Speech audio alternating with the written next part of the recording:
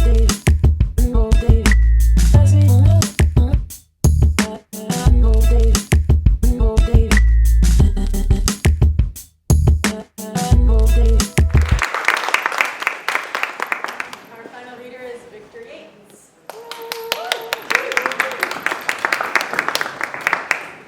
evening, everyone. So in 2009, a member of Uganda's parliament, David Bahati, wrote the Anti-Homosexuality bill, which is commonly referred to as the Kill the Gays bill. And under this law, people who are perceived or believed to have committed the crime of aggravated homosexuality are sentenced or would be sentenced to life in prison or death. So I wanted to document the individuals of Uganda who would be affected by this bill. So what I did for this project was to take lines from the actual law and first-person accounts, and I created the text for this project. So this first piece is called Interpretation. 1. In this act, unless the context otherwise requires, gender means male or female. My given name is unique. Friends nicknamed me Bad Black, but some called me Good Black. Right from childhood, I thought I'd been bewitched by one of my stepmothers. I had 6. Or I'd been possessed by an evil spirit from the mountains or lakes near my village. I considered myself no use.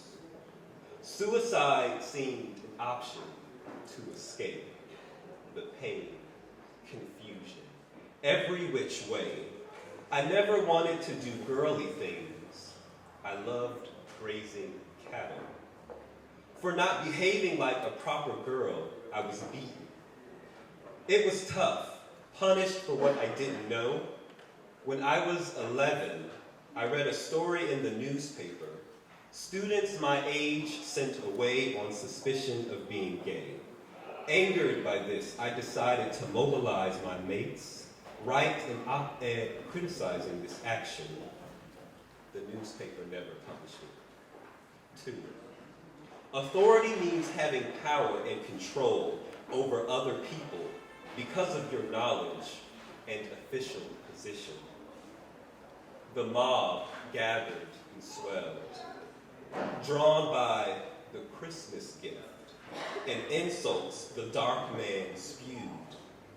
In the distance, I could see the silhouette of a man trying in vain to draw the mob away. The first hand grabbed me between the legs. When the hand found no demon or a penis, the hand grabbed a rock. I made myself as tiny as an ant, preparing myself to be stepped on, readying myself, and I was okay with it. Only to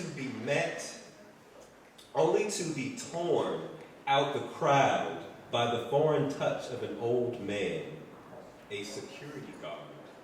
His silvery, teary eyes met mine. Please come, he said. Let's leave this place, my child. He called me his child. After everything he heard, he understood what the men failed to recognize. There, and then, like a storm drained of its brilliance, the mob quieted. Because of this tenderness, this man, a stranger, still the hand threw the rock. 3.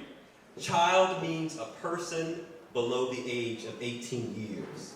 In the U.S., someone can say gays recruit children and people will laugh. Here in Uganda, people believed it and said, let's stone them. On the worst day, I was arrested and tortured. They shaved off my hair. It was down my back. I liked my head. The coppery rose. So I kept it. It confused people more. That's when I started wearing red lipstick. Local authorities summoned me, told me to leave my home village forever. My charity kindergarten closed. in fear I would recruit boys to kiss boys.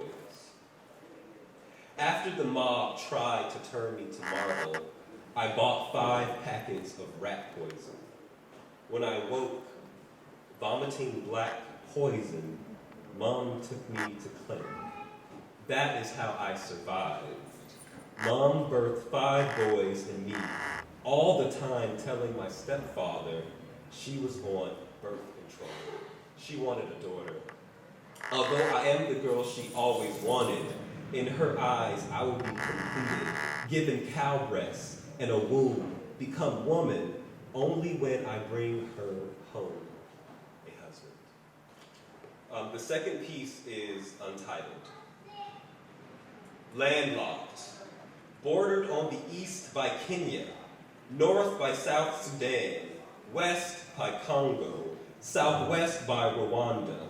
The Pearl of Africa takes her name from Uganda. Her daughters Kampala, Gula, Lira, and Jinja, still children, afraid, point to a thick line winding its way up South Africa, jagged through Zimbabwe and Malawi, straightening out in Tanzania, and ending in a black dot that obliterated on the bedraggled map the name of the city in which I now sit with these strangers. Sweat trickling down my back from the heat or my own unease, I do not know. Here, Ginger's finger slowly taps a spot on the map. Cream. A man from the secret police found me hiding in the closet. She screamed and begged. I heard her from my hiding place. Then I heard nothing. I saw her on the floor with her throat sliced, her blood everywhere. The blood, I slipped in it as I tried to get away from the man. He chased me through the dark streets. I heard his heavy breathing, closer and closer. I ran so fast, but he caught me, and with his machete, he did this. She fingers the scar on her face, a name, an address, a photo, the well of loneliness. Thank you.